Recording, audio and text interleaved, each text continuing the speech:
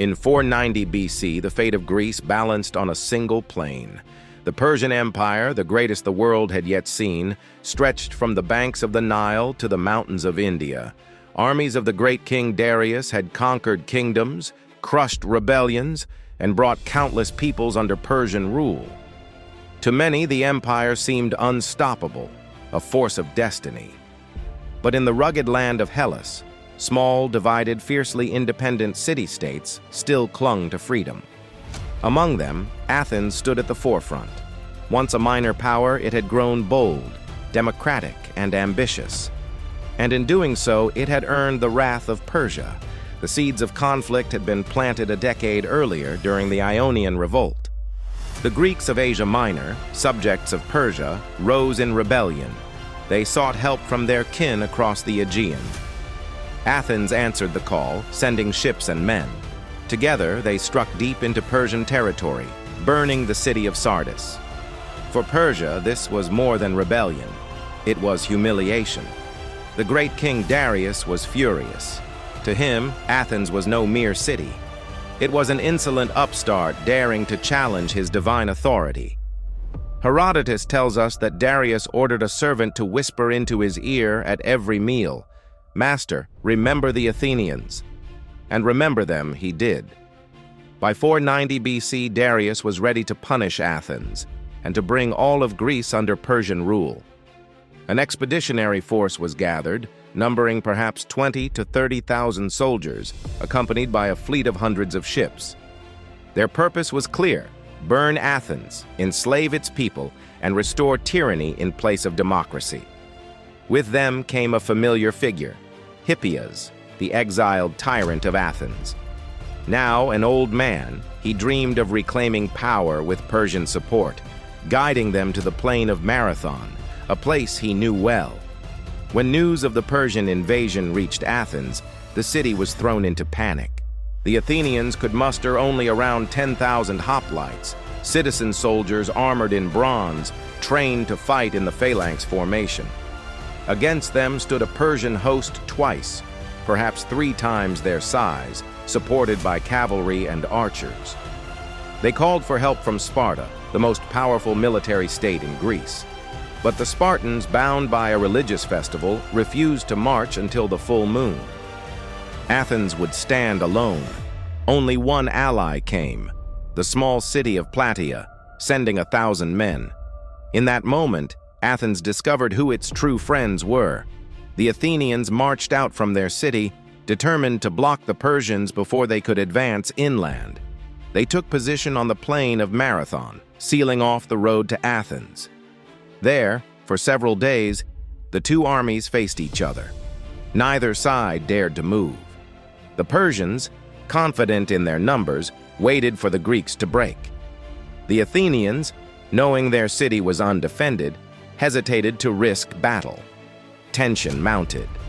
Within the Greek camp, the 10 generals debated endlessly. Some argued for caution, others for attack. The decision finally fell to the polemarch, the commander-in-chief, Callimachus of Aphidnae. One man rose above the rest, Miltiades. Once a ruler under Persian authority, he had fought in their armies. He knew their strengths, but more importantly, their weaknesses. He argued passionately that delay would mean disaster. The longer they waited, the greater the risk that Persian cavalry would outflank them, or that Athens itself would fall undefended. The only hope, he declared, was to attack, and to attack now. His words swayed Callimachus. With his deciding vote, the Athenians committed themselves to battle. It was a decision that would shape the course of history. On a September morning, the Greek army formed up across the plain. The air was tense with silence as 10,000 hoplites raised their spears and locked their shields.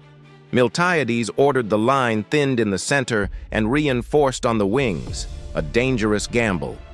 He would allow the Persians to break through the middle, only to trap them on both sides. Then came the command. The Athenian line surged forward, not at a march, but at a run. For nearly a mile, they sprinted across open ground, their bronze armor glinting in the sun. Persian archers loosed their arrows, darkening the sky. But the Athenians closed the distance too quickly. Their shields caught the rain of arrows, and moments later, the two armies collided. The impact was thunderous. Bronze against iron, spear against shield, man against man. On the wings, the heavily armored hoplites drove the Persians back, their formation holding firm. But in the center, where the line was weakest, the elite Persian troops pushed through. For a moment, it seemed the Greeks would collapse.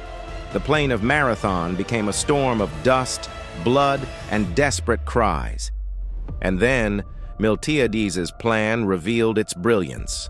The strong Greek wings, having shattered their opponents, wheeled inward like closing jaws. The Persian center, pressing forward, suddenly found itself surrounded. Panic spread through the Persian ranks. Surrounded and pressed on all sides, they broke. Thousands were cut down where they stood. Others fled for the safety of their ships, only to drown in the marshes or be struck down at the water's edge. Herodotus records that over 6,000 Persians fell that day. The Athenians, by contrast, lost just 192. Among them was Callimachus, who died fighting at the front, fulfilling his duty to Athens. The dead were honored where they lay, buried beneath a great mound that still rises from the plain to this day, a silent monument to sacrifice. Yet the danger was not over. The Persian fleet, though beaten, had not been destroyed. It sailed south, intending to strike Athens directly while its army was away. The Athenians knew what was at stake. In one of the most extraordinary feats of endurance in history, their hoplites marched the entire 26 miles back to their city, arriving just as the Persian ships appeared in the bay. There, on the walls of Athens, the Persians saw not a defeated people, but an army bloodied yet unbroken, ready to fight again. The Persians turned away. Athens was saved. The Battle of Marathon was more than a clash of armies. It was a turning point. For the first time, the Persian Empire, the terror of the known world, had been defeated in open battle. For Athens, the victory became a source of pride, a founding legend of its democracy. It proved that free citizens, united in defense of their home, could stand against tyranny. Generations later, when the Athenians spoke of freedom, when they built their empire, when they faced Persia again, they remembered Marathon. The name itself became a symbol, not merely of victory, but of the spirit of a people who refused to bow. And so, on that plain in 490 BC, the course of history was changed. The Athenians stood, fought, and won. And the legend of Marathon was born.